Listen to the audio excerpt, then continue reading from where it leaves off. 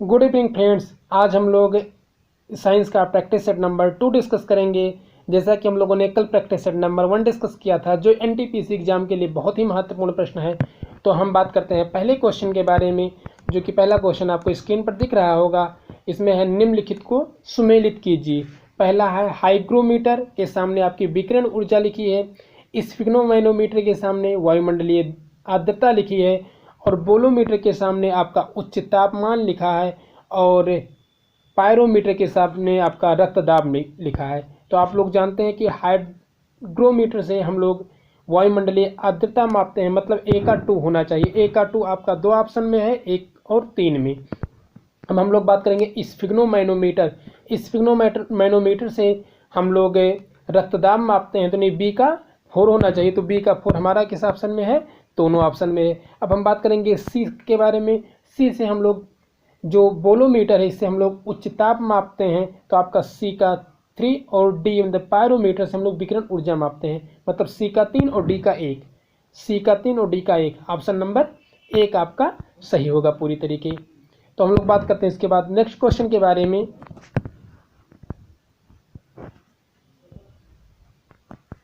आपको next question जो दिख रहा होगा स्क्रीन पर, एक व्यक्ति कृत्रिम उपग्रह में भारहीनता का अनुभव करता है क्योंकि पृथ्वी के गुरुत्वाकर्षण के कारण लगा आकर्षण बल सभी स्थानों पर शून्य होता है, ऑप्शन नंबर 1। ऑप्शन नंबर 2 था चंद्रमा के कारण आकर्षण बल संतुलित है, ऑप्शन नंबर 3 अभिकेंद्र बल के बराबर है, और ऑप्शन नंबर 4 जो होगा आपका निश्चित आकृति के उपग्रह के कारण प्रभावहीन हो जाएगा। तो आप लोग यदि इसमें देखेंगे तो यदि जब भी भारहीनता की स्थिति होती है, तो जो अभिकेंद्र बल होता है, जो बाह्य बल लगाए जाते हैं, दोनों एक दूसरे के बराबर हो जाते हैं। तो उस स्थिति में जो ग्रह होता है, जो ग्रह के अंदर व्यक्ति होता है, उपग्रह के अंदर जो व्यक्ति होता है, वो भारहीनता का अनुभव करता है। तो इस क्वेश्चन का आपका ऑप्शन नंबर 3 सही होगा। हम लोग अब नेक्स्ट क्वेश्चन के बारे में बात करते हैं। शिकार में परभक्षियों या बाधाओं का पता लगाने के लिए चमगादड़ अथवा डॉल्फिन किस परिघटना का उपयोग करते हैं, ऑप्शन नंबर 1 ध्वनि का अपवर्तन, ऑप्शन नंबर 2 विस्पंदनों का बनना, ऑप्शन नंबर 3 प्रतिध्वनि का निर्धारण, और ऑप्शन नंबर 4 है ध्वनि का प्रकीर्णन। तो इन सब केस में जब डॉल्फिन या चमगादड़ किसी चीज़ का पता लगाते हैं, तो इस केस में केवल और केवल प्रतिध्वनि का निर्धारण जो होता है, इसी से ये लोग मार्ग में रुकावट या बाधाओं का पता लगाते हैं। तो ऑप्शन नंबर 3 इस क्वेश्चन का सही होगा। क्वेश्चन नंबर 4 जो है पूर्ण प्रत्यास्थ वस्तु है। तो पूर्ण प्रत्यास्थ वस्तु में आपका पहला ऑप्शन लौह है, दूसरा ऑप्शन हीरा है, और तीसरा ऑप्शन स्प्रिंग है, और चौथा ऑप्शन इसमें से कोई नहीं। तो आप लोग दोस्तों ये जान लीजिए कि कोई भी वस्तु जो होती है ना पूर्णतः प्रत्यास्थ कोई वस्तु हो ही नहीं सकती है।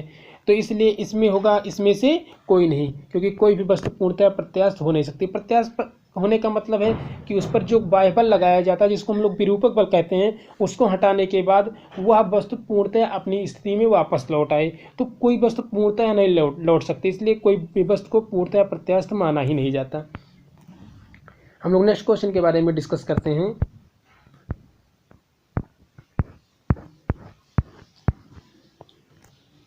निम्न में से सबसे अधिक ऊष्मीय क्षमता होती है, यानी ऊष्मीय क्षमता वाला है। नंबर 1 लोहे का टुकड़ा, नंबर 2 जल, नंबर 3 सोने का टुकड़ा, और नंबर 4 बेंजीन।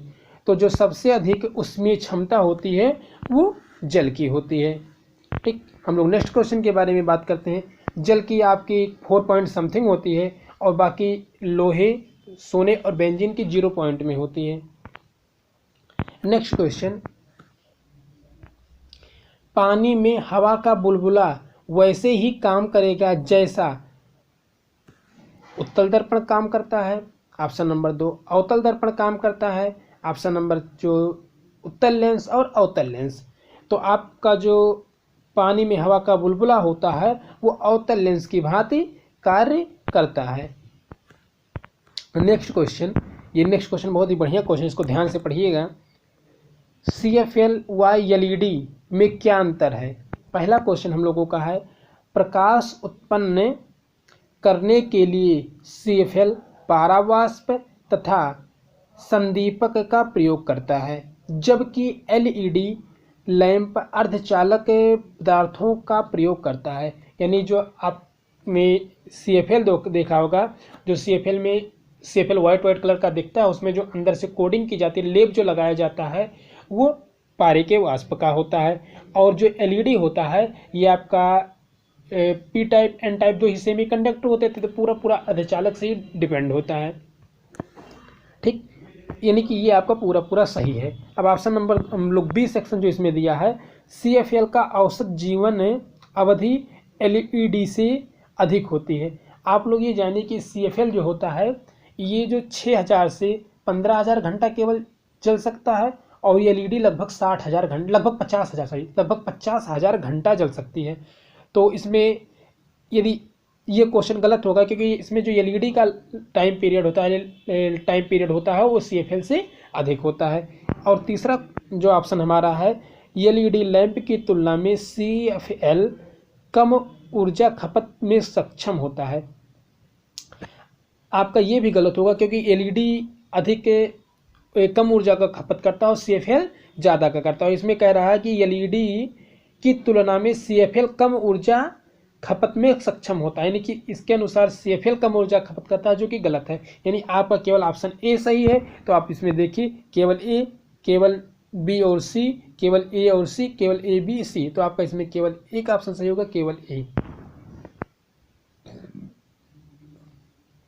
जब अर्धचालक की डोपिंग की जाती है तो क्या होता है? चालकता बढ़ती है, चालकता घटती है, प्रतिरोधकता बढ़ती है और प्रतिरोधकता घटती है। 4 ऑप्शन आपके सामने दिए हैं।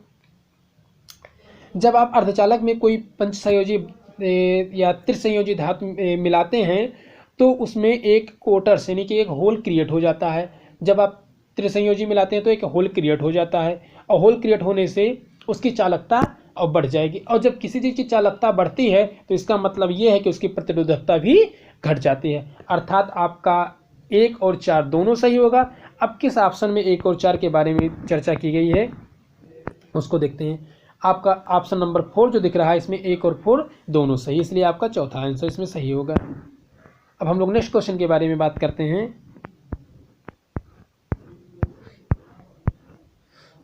आधुनिक आयुर्वैज्ञानिक विज्ञान के नाभिकीय वैज्ञानिक चिकित्सा और उपचार के प्रभावी उपकरणों के रूप में उभर रही हैं। ये वास्तव में क्या हैं? ड्रग्स हैं, जड़ी बूटियों का तत्व है, रेडियो आइसोटोप्स है, या CFC है?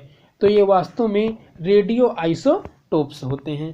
ठीक, हम लोग नेक्स्ट क्वेश्चन के बारे में बात करते हैं। सामान्य जल और स्वच्छ कांच के लिए स्पर्श कोण होता है। Option number 1 8 degree, option number 2 0 degree, option number 3 138 degree, option number 4 90 degree.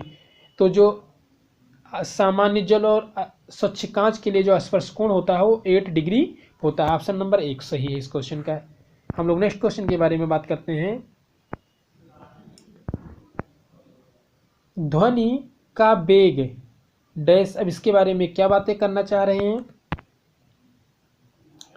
सूखी हवा में नमी हवा से कम होता है, सूखी हवा में नमी हवा से अधिक होता है, सूखी एवं नमी हवा दोनों में समान होता है, या माध्यम के घनत्व से स्वतंत्र होता है।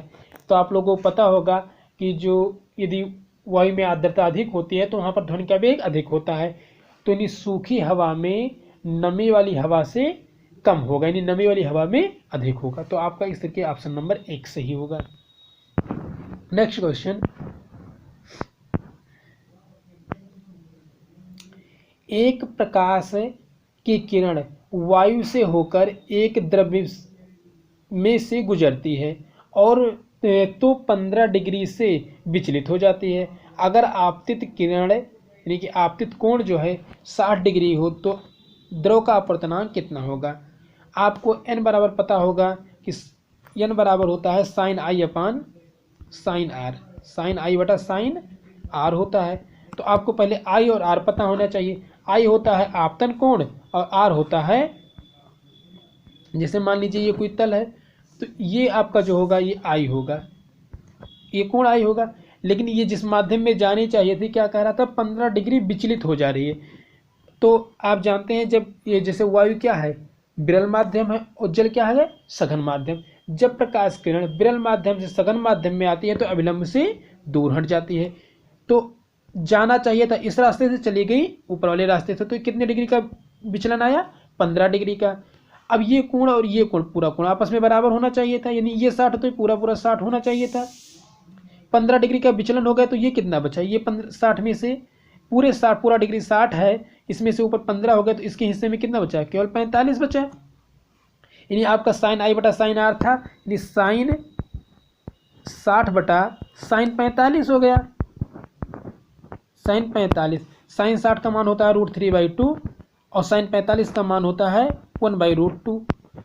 अब जब जब इसको हम लोग सॉल्व करेंगे तो इसका मान था √3/2 और 1/√2 था, 1/√2 था। जब इसको सॉल्व करेंगे हमारा आ जाएगा √3/2 इंटू √2/1। √2 से 2 कट जाएगा तो यहाँ आ जाएगा √2, यानी √3/2। अब हमारा देखते हैं किस ऑप्शन में दिया है। ऑप्शन नंबर बी आपको दिख रहा होगा, यानी कि ऑप्शन नंबर 2 जो है √3/2 दिया है, इसलिए आपका ऑप्शन नंबर 2 सही होगा। ठीक, हम लोग नेक्स्ट क्वेश्चन के बारे में बात करते हैं। चंद्रमा से पृथ्वी तक प्रकाश आने में कितना समय लगता है? 8.5 minute, 4 minute 25 second, 4 minute 4.25 minute, 1.25 minute second, या 1.5 मिनट। आप लोगों को पता होगा पृथ्वी और चंद्रमा के बीच की दूरी जो है लगभग 3,84,000 किलोमीटर है।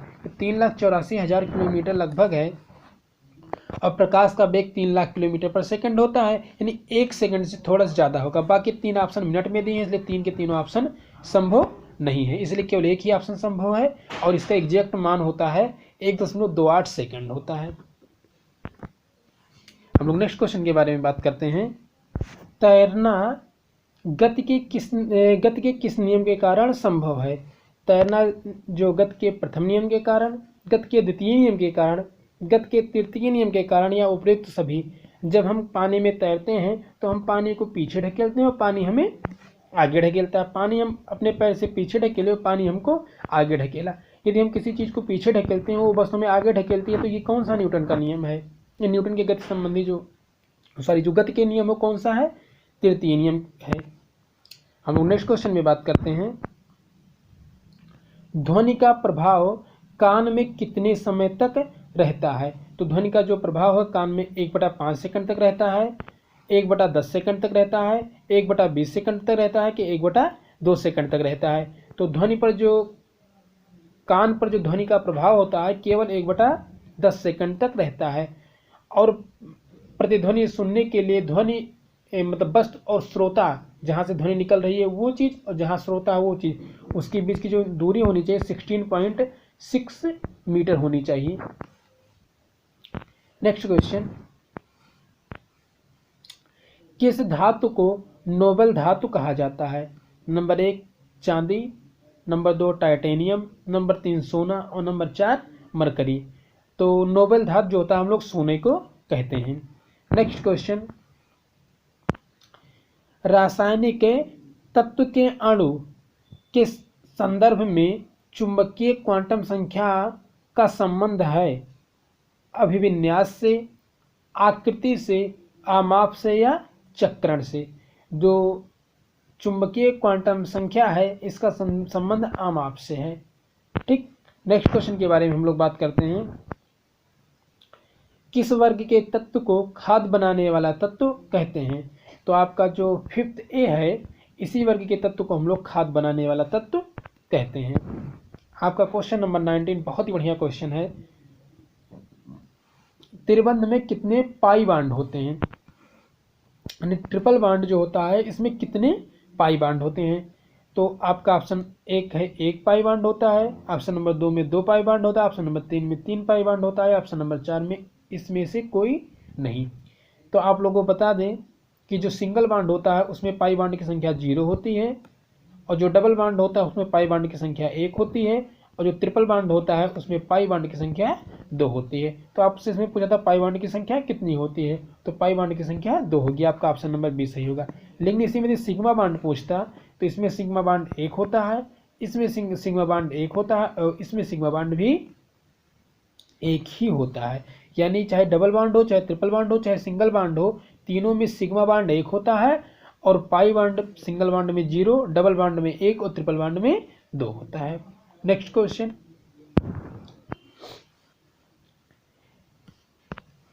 पर नाइट्रिक अम्ल का सूत्र है।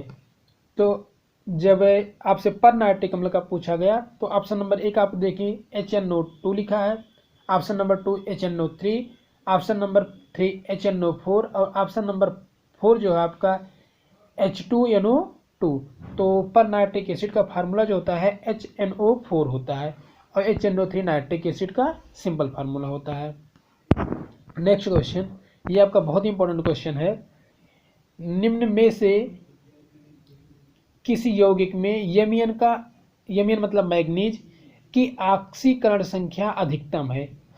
तो हम यमियन के ऑक्सीकरण संख्या के बारे में बात करें तो हम यमियन की ऑक्सीकरण संख्या को x मान लें। ऑक्सीजन की -2 होती है, ऑक्सीजन के बाइकोस में 6 इलेक्ट्रॉन होते हैं, 2 इलेक्ट्रॉन लेके अष्टक पूरा कर लेगा तो इसकी ऑक्सीकरण संख्या -2 हो जाएगी। लेकिन कितने परमाणु हैं, 2 परमाणु हैं, तो 2 गुणे -2 बराबर हो जाएगा 0 के। तो x का मान कितना आ जाएगा 4। यानी कि पहले वाले क्वेश्चन में इसमें ऑक्सीकरण संख्या कितनी आई है 4, इसको आप लोग याद रखिएगा। हम लोग नेक्स्ट के बारे में बात करते हैं। Mn3O4, Mn3 में कितना हो जाएगा 3x हो जाएगा, क्योंकि Mn का x मानेंगे, Mn के 3 परमाणु हैं तो 3x हो जाएगा। प्लस O में कितना हो जाएगा 4 गुणे O के कितनी होती है -2 होती है, तो 4 गुणे 2 बराबर ये किसके हो जाएंगे 0 के। तो 4 दूनी 8, यानी 8 जो होगा ये 3x का मान आ जाएगा, x का मान 8/3 आ जाएगा, याद रखना। नेक्स्ट क्वेश्चन, K2MnO4, तो जो K की ऑक्सीकरण संख्या होती है यानी कि जो पोटेशियम की ऑक्सीकरण संख्या होती है +1 होते हैं, लेकिन 2 परमाणु इसलिए +2 हो जाएगी। प्लस Mn की x मान लेंगे, ऑक्सीजन के यहाँ पर कितने हैं 4 मॉलिक्यूल है, तो ऑक्सीजन का 4 होता है, लेकिन कितने ऑक्सीजन के मॉलिक्यूल कितने हैं 4 हैं, लेकिन एक ऑक्सीजन कितना होता है -2 होता है, तो 4 दूनी 8 यानी -8 आ जाएगा। तो यहाँ से आप लोग समझ सकते हैं यहाँ डायरेक्ट -8 रख दिया जाए, प्लस -8 बराबर 0। तो यदि यहाँ से x का जो मान आ जाएगा 6 आ जाएगा। अब तक सबसे अधिक कितना मिला है 6 मिला है, इसमें 6 है, इसमें 4, इसमें 8/3 है। हम इसकी बात करें MnSO4 की, तो SO4 पर डबल माइनस होता है, तो यहाँ से Mn की डायरेक्ट 2 आ जाएगी। तो यहाँ 2 है, यहाँ 6 है, यहाँ 4 है, यहाँ 8/3 है, तो सबसे अधिक किस में है ऑप्शन नंबर 3 में। हम लोग नेक्स्ट क्वेश्चन के बारे में बात करते हैं। एक जलीय घोल का OH- सांद्रण 1 गुणित कहते हैं -4 है, तो घोल का pH मान कितना होगा। आप लोग ध्यान से क्वेश्चन को देखिएगा, क्योंकि POH यहाँ से पहले निकलेगा। POH बराबर होता है -log active mass of OH-, OH- की वैल्यू कितना दिए हैं 1 गुणित इसके आते -4 दिए हैं, तो ये कितना आ जाएगा, ये log 1 गुणित इसके -4 आ जाएगा, -4 नीचे आ जाएगा, और माइनस यहाँ से पहले से तो माइनस मिलके +4 हो जाएगा। यानी POH का जो मान आया, हाँ एक चीज़ और है, log यम के घाते यन हो, यानी यम इसको मान लो यन इसको मान लो, यम के घाते यन हो, तो यन नीचे उतर आता है, तो उसी फार्मूले से ये -4 नीचे आ गया। इतनी बातें समझ में आ गई आप लोगों को। तो ये POH का मान कितना आ गया 4 आ गया। अब एक फार्मूला आप लोग और देखिए, pH + POH बराबर होता है 14 के।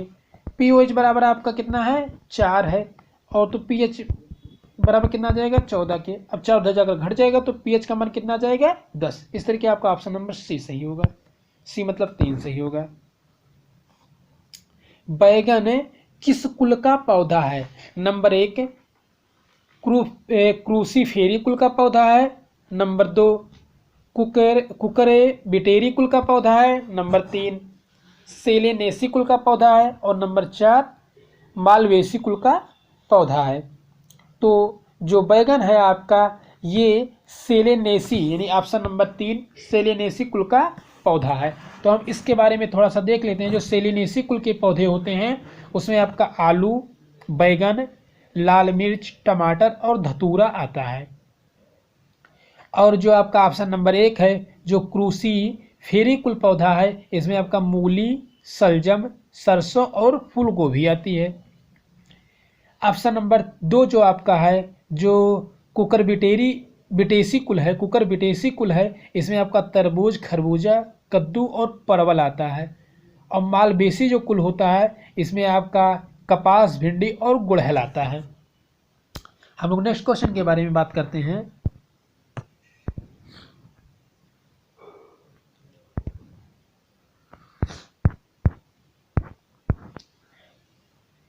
निम्न में से किस हार्मोन में आयोडीन मिलता है?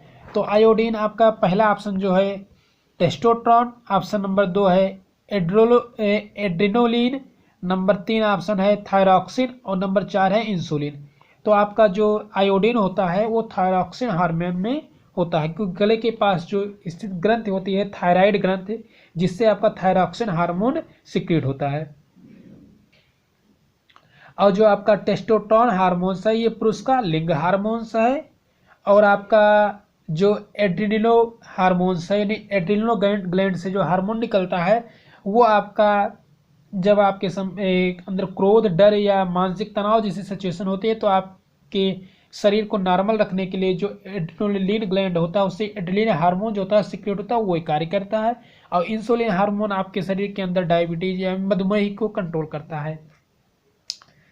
ठीक, तो हम लोग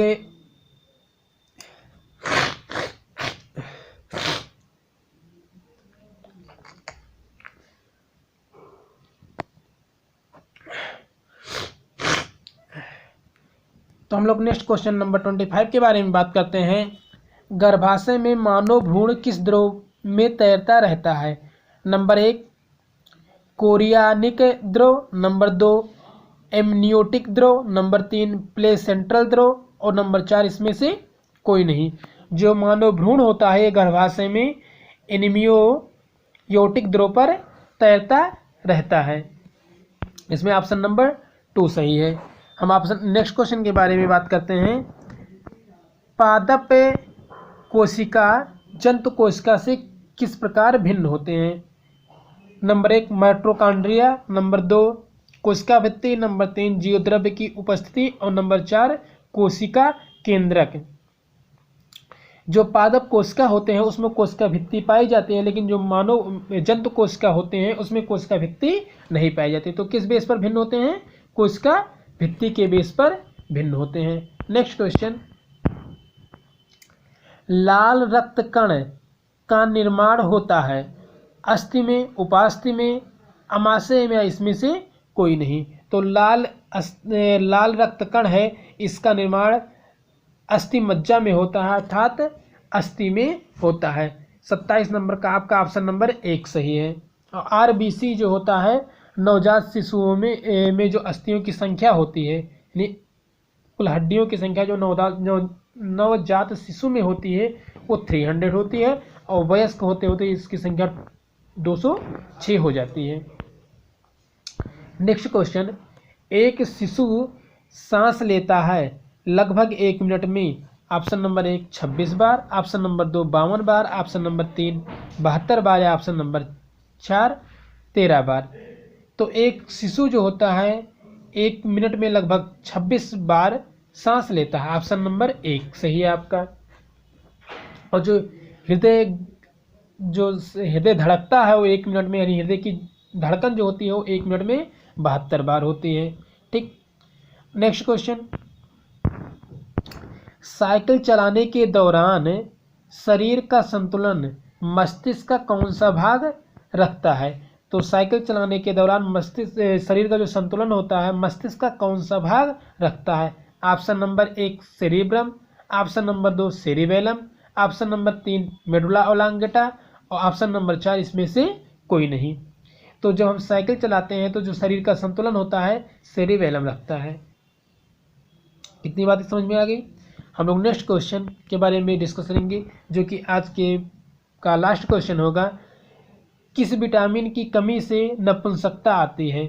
option number 1 vitamin D, option number 2 vitamin C, option number 3 vitamin E और ऑप्शन नंबर 4 विटामिन ए। तो जो प्रजनन विटामिन होता है, यानी जिसको हम कह सकते हैं किस विटामिन की कमी से नपुंसकता आती है, तो आपका विटामिन ई होता है। ठीक। और विटामिन ई का जो रासायनिक नाम होता है वो टोकोफेराल होता है। ठीक। और अब आपका ऑप्शन एक जो है विटामिन डी है। विटामिन डी को हम लोग धूप का विटामिन कहते हैं। और विटामिन सी को जो रासायनिक नाम है, ये विटामिन सी का जो रासायनिक नाम है एस्कॉर्बिक एसिड होता है।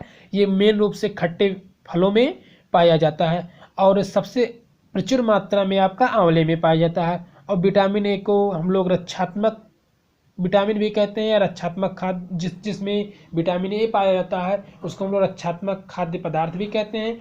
विटामिन ए हमारे क्योंकि विटामिन ए जो होता है हमारे शरीर की बाह्य रूप से जो बैक्टीरिया वायरस होता है उनसे रक्षा करता है। ठीक। तो आज का सेशन यहीं पर समाप्त करते हैं। आगे हम लोग कल फिर नेक्स्ट सेट के साथ मिलेंगे। तब तक के लिए धन्यवाद।